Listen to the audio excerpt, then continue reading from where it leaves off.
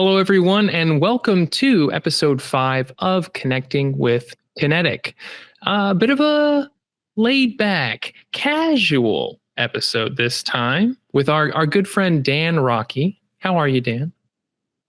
I'm good. I'm very good. It's Friday and weekend is coming up, right? So I'm hoping for a little chill time. But the Flare space is always busy, so I'm not sure it's gonna happen. Yeah, I've definitely been feeling that as well. This week in particular has been butt to gut packed. I guess Right. ETH's going on and everybody's scrambling. But it's good to have you on and talk to you. Tell me a little bit about your background, because there's a lot of things I don't know about you. Right. Yeah. So where should I start? So well, from a professional perspective, right? I've been working with IT for like 20 years or something like that. And in my early days, I was actually a programmer. I was into SAP, you know that. I'm going to give you a little spoiler here. I am not a programmer, and the amount that I know about programming is not a lot. All right, so SAP is actually not much about programming at the end of the day, right? So it just has its own programming language, but let's not get too much into that because that's actually boring when now we're talking about blockchain technology. So I don't want to get too much into my way back background, but I was actually a programmer, and eventually I ended up as an enterprise architect, and then I got into the cloud space, working with cloud platforms like Asia and Google and Amazon's. And then I've been working with that for some years, and actually I'm still working with that. I'm working as on my daily lives. I'm working as a contractor, and right now I'm working with the healthcare sector in Denmark, implementing something called a risk PACS system in the Danish hospitals, which is basically a cloud-based solution. But on the side of all of that, right, my big passion is blockchain technology. And that started in 2015 in a hotel in Bangalore, Sheraton Hotel in Bangalore. I met one of the co-founders of an exchange in India called Unicorn. And he was sitting next to me in the morning at the breakfast table. He was sitting at that table next to me, right? And he all of a sudden started talking to me very cozy. And it turned out that he wanted to talk about Bitcoin because he had this exchange, right? And they were really busy. They were really, really busy, and they were expanding, and they were really getting a lot of people in, hiring left, right, center. And so much that he was actually getting into, they didn't have space enough, right? So they were getting into this hotel, Sheraton, and actually use that as an office space. And then, he convinced me to buy Bitcoin. I rushed up to the hotel room and got an account on Coinbase, and then I was basically hooked on. That's your first interaction with blockchain? Yeah, right. That's how it happened. Yeah. That's nuts. Yeah. That's nuts. I could not imagine my first time interacting with blockchain, just like talking to some guy and being like, okay, so let me just give you the lowdown. Go buy it, and then running up and going, that's crazy. I mean, that was really smart, but I can also go further back. I can actually go back to 2010, but I don't know how serious it is. I actually, back then I remember I got an email from someone that I could buy like 10,000 Bitcoin for, I don't know how much it was, but it was like some ridiculous low amount, like $100, $200, right? And I remember I considered this as kind of a scam email. So I just completely disregarded it. Never looked at it again, right? Before 2015. Well, So, I think I was in high school in 2010, so I don't know if I was privy to anything really. I don't even know if I had like a dedicated computer at that point.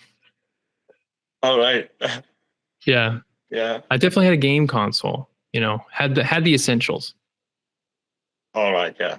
You have to Yeah, have that as a kid, right? Some yeah, kind of game console. yeah. You know, come on. Compared to that, I feel like I'm late. I feel like I'm late to crypto. So Yeah, like and then again, you we are heard, kind of early, right? well, that's what we say. We say everybody's early, but like, I mean, compared to you, like you're super early. It was kind of you know, I think there's still getting some more order to it now. Back then, still back then in 15, 16, 17 also, I think it is, somebody's probably considering the crypto space as the Wild West even today, right? But back then it was even worse, also in terms of all the hacks, right? Continuously a lot of hacks on the exchanges. So I think definitely has matured somewhat. We have come quite far, and also obviously with respect to regulatory clarity, we have also come a lot further. Back then, I remember, in 2017, early 17, I got into XRP. Uh, Started really to pick up a lot of XRP. And I really remember all the talks we had back then about whether it was a security or not, already back then, right? The whole community was screaming, "It's not a security! God damn it!" Right? And there was a lot of back then. There was a lot of XRP haters, especially the old gang Bitcoiners, right? They really didn't like XRP. So for them, it was clearly a security, right? So there was a lot of fights back and forth. But eventually XRP won that fight. So that's Thank great. goodness. Yeah. They sure did drag that one out, didn't they? Yeah, sure. But then winded up in some other problems, it seems. Yeah. I mean, that's, anytime you tangle with the government, there's going to be something else. Right. So it Yeah. was Bitcoin, XRP, and then natural transition to Flare. Do you consider Flare like your home base now? Yeah. Yeah. I was, I started with Bitcoin, and then I actually went into Ethereum also before XRP. And then I had I also really bought some shit coins back then. Oh my God, it was horrible. Everything went to zero. Yeah. At least some of those, right? I remember especially one. I actually really believed in one. I remember it was called Vertcoin, some fork of Bitcoin. And that was really a big mistake. But I took my beatings for sure. For sure, I made a lot of mistakes, and I also learned a lot. And I kind of survived, right? Especially, you could say in 2015 when I started was kind of small money, right? Because it was not like I invested a lot.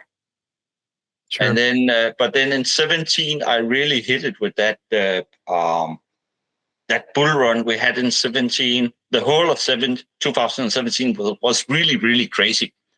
It was really crazy. Like you had XRP making a 10x in 1 month or something like that, and that was only the first one. That was in early 17, so that was unbelievable. You were completely in disbelief, right? You were saying, "What the hell is going on here? This is crazy. This is awesome." Yeah, we're all just trying to get back to that high.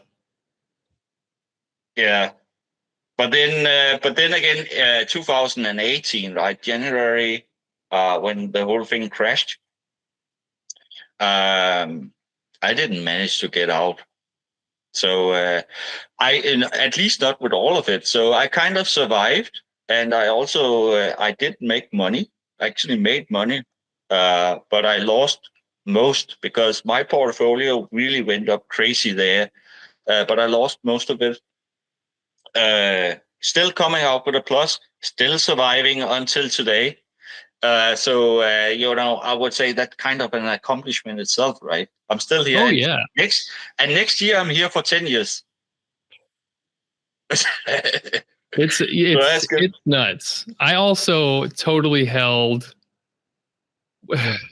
way longer than I should have.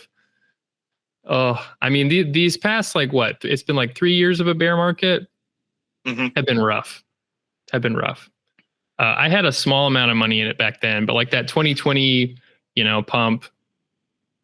I just like I don't know if I sold like barely anything, and then it's just been just holding. Like now it's also like buying and trying to DCA, but like yeah, I'm so ready for the bull at this point. But It's like I think you will. I think you will manage this time because I did so much better what was that? That was this December 2022. That's when we hit the top the last time, right? So when you have been through a couple of cycles, then you and you survive, then surely you manage to hit the tops much better, right? hopefully. So what is your strategy? My How strategy. how do you manage to move over the tops and down again, right? I got to be honest. I am not a good trader. But Like you need at one point you need to trade, right? yeah. So like first it's just like I'm going to buy stuff on Coinbase, right? That's how a lot of people start. Like just basic investing. Then for me it was I got really invested into a community specifically, and where I made most of my money is not with that native token, right? It was interacting with projects and stuff in the ecosystem, because if it's smaller, if you're a little more familiar, it's a little easy for me to understand what to do, when to exit, whatever. When you're dealing with like humongous multi-billion-dollar these crypto corporations, anything could happen. There's so much that we don't see. So that's honestly like any real profit I've gotten has been during the bear market. Mm-hmm. So I'm primed for the bull, Right. but I'm not, as far as like just making trading decisions, I'm not great at that. Like I just hold so much for so long because I'm like, no, I believe in the thing. I'm a softie.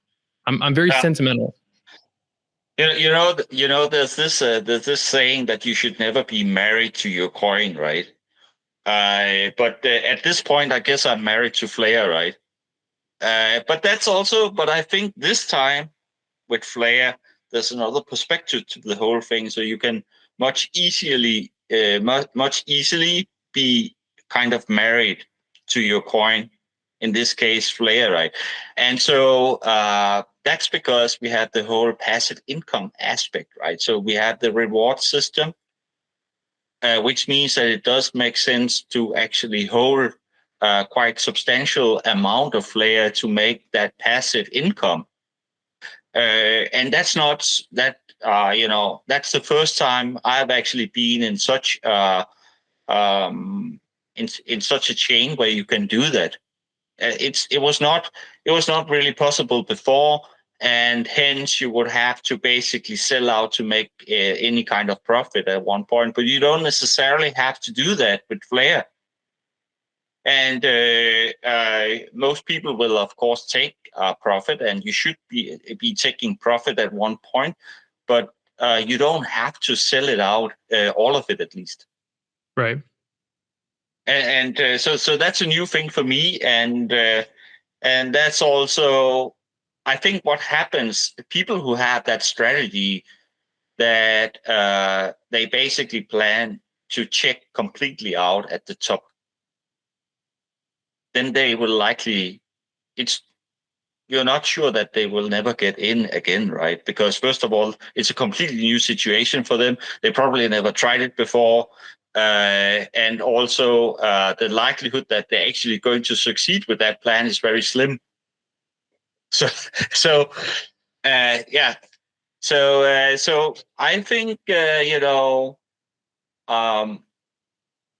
believe in Flare as a technology, and the reason why I believe in Flare as a technology is because I see that it's solving some of the challenges that we have in crypto today to go to the next step in mainstream adoption and mass adoption, basically. So that's what Flare brings to the table, right? And for me, this is about, especially about two things that I see Flare brings in as a foundation, which is on one side, it's security, it's that additional security. And on the other side, it's, delivering true decentralization, where you bring data on chain and you're still not dependent on third party. These are the main things that I see, and because Flare brings that foundation into the platform, you can have a huge ecosystem building comfortably. They can build on top and have a kind of secure platform, right? There's so many cryptocurrencies out there, so many blockchains out there that they are trying to uh, they want to derive the value from decentralization you get from blockchain technology, but they always end up in some corners of the solution where it's not decentralized. So what did they achieve at the end of the day? Right? They didn't achieve anything because they're still dependent on third parties, and yeah, they have kind of a single point of failure here and there in the solution. Yeah, I mean, it is interesting because I'm fairly new to the Flare ecosystem, and it is something that, yeah, you don't see in other places, and it does make me wonder, why have other like layer ones not tried to take ownership of their Oracle service or their bridge service, or why is everybody just using Chainlink, for instance? It's, yeah, if you're committed to this idea of not being reliant on one source, like it feels like we're kind of getting into the same problem we're having with like everybody just going to one company again. But I think it's very much about having that you have that vision about delivering something into this space that can solve the challenges we have. And I think one of the core reasons why most of the other blockchains out there haven't managed to do that is because they have been trying to specialize. They have been specializing within certain areas. But very quickly you find out, if you're specialized within a certain area, right, then you end up being dependent on somebody else, and then you cannot really be decentralized. It's not truly decentralized when you're dependent on others, right? So I think that we are very lucky, to be very honest with you. I think we are very lucky that we have guys like Hugo Filion, and also all the amazing people that's part of the Flare team, right? There's so many really, really, really skilled people there. And then you have, I think he's a great leader. I think, pulling all these people together and producing what they are doing, they also having a huge momentum, right? They have a lot of partners, including Kinetic. So many moving parts in this setup, which is basically, as from what I can see, this is led by Hugo to the largest extent, right? That's quite an accomplishment. That's very amazing, right? And then Flare has this holistic vision about how you solve these challenges we have in the crypto space together in one solution. and they managed to deliver on it, right? So now this year, 2024, we're going to ship everything, right? And it really looks like we're going to do it. It's not just words, right? It's coming now. Yeah, and soon. Right. So that's Yeah, that's why I'm so excited, right? So I guess you can really it shines through that I'm pretty excited about this technology, right? I think we're getting that. So, going from just being involved to kind of like, how did you start? Was it just interest? How did you kind of transition to ending up being like a Flare influencer? What was that path like?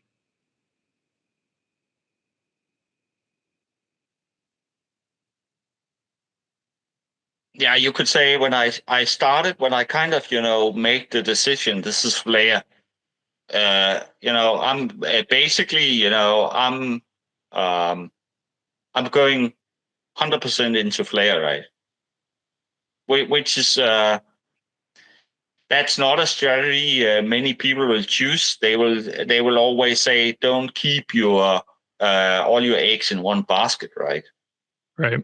But that's what I chose to do. And the reason why I'm doing that is, first of all, because I believe with Flare that we are at the right path here. This is the technology that's truly going to solve these challenges we have. That's number one. Number two is, from my personality, right? I have to say it. I hope it doesn't come out sounding a little negative, but I am a kind of it's black and white person, right? It's either nothing or all. I'm not here for the small thing.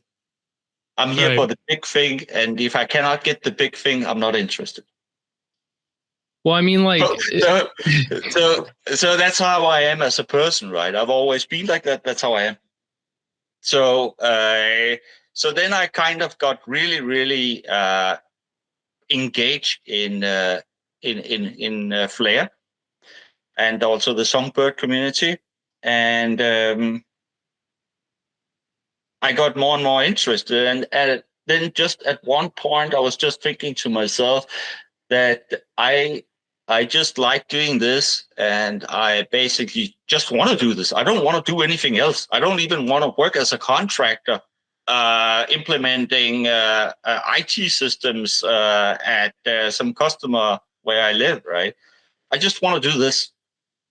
So that's because this is where I have the passion. This is what I like to do. This is what I get up in the morning, right? This is the first thing I'm thinking about, to be honest. That's the first thing I'm thinking about. I'm not thinking about all the other things. I'm thinking about this. This is what I want to do. So why not try and do it 100%? No, I mean, it's admirable to just have that passion for an ecosystem. I mean, but on a basic level, like, were you always like super into social media, or did you start like making content just for Flare? Like, what was that kind of transition like? Because for me, like, before I got involved in a crypto ecosystem, like I was not on Twitter. I hated social media. I did not like posting, did not like creating content, and now everything's very different. Mm. Yeah, but I think at the end of the day, if you want to be involved, and especially as a person like me, if I want to be involved, because I will never be hired by Flare. I could never be hired by Flare. I don't think so, because it's not that's not for me to be hired. I'm not a person you hire. I'm going my own ways. How can I bring value? How can I bring value to the communities? So that I'm trying to do by supporting the communities, by educating, by basically education, right? And then of course I'm also obviously I am promoting Flare and the Songbird networks, right, and the technology. Of course I'm doing that. Not trying to hide that at all. Right. And so that's the value I'm bringing. But I'm also I'm really putting a lot of efforts into connecting with the communities and supporting the communities and bringing value that way. So I like it. I like it a lot. So here I am.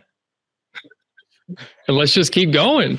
Yeah, I mean, Yeah, the right. perspective of, that's how you have to think about it, is how do I add value to the community? A lot of people, especially in crypto, look at it as how do I get value from the community? But you're never going to get very far that way. You have to have a genuine drive, actually care about what you're doing, or you're not going to be doing very long. True. So yeah, True. that's the way you have to approach it. Yeah, and that goes for everything, right? So if you don't have the passion, right, it becomes it's really not sustainable in the long run. So yeah. And that works for some people, but yeah, so that's great. And that's basically then one step took another step, and then I started creating more content, and now I have this YouTube channel also that I call Dan Rocky on Flair, and I'm trying to build that, develop that, and it's actually a challenge to do that, primarily because I don't have the time. I don't have time because I have a contract with a client, and which is a full-time contract, right? And I don't know if you have the feeling about creating quality content. It actually takes a lot of time. It at least it does for me. So I can easily, if I make a 30-minute YouTube vid, that can easily take the whole day. If you take research and recording and fine tuning and making it crisp and all that, right? That's one day. But I don't have the time. And also, I also have a family life. It also means that my house is busy, really busy, right? There's a lot of noise. So I cannot do the recordings during daytime, right? So I'm sitting up like 3-4 o'clock in the morning to finish that part. So that's my life. Yeah, I used to do audiobooks, and I had a neighbor who every day at, I think it was 6 p.m. to 7:30 p.m. would have like a Zumba class in their garage, and they were right across the street from me. And the garage kind of acted like a giant speaker, so it just like blasted right into where my recording stuff was set up. And like, most of the time I would try to avoid that window, but it was every single weekday. And sometimes, you want to get stuff done. And I just slowly grew to hate them. It's like, please, I just need to do these pickups. Please, why? And it was the same song set too. It was always the same.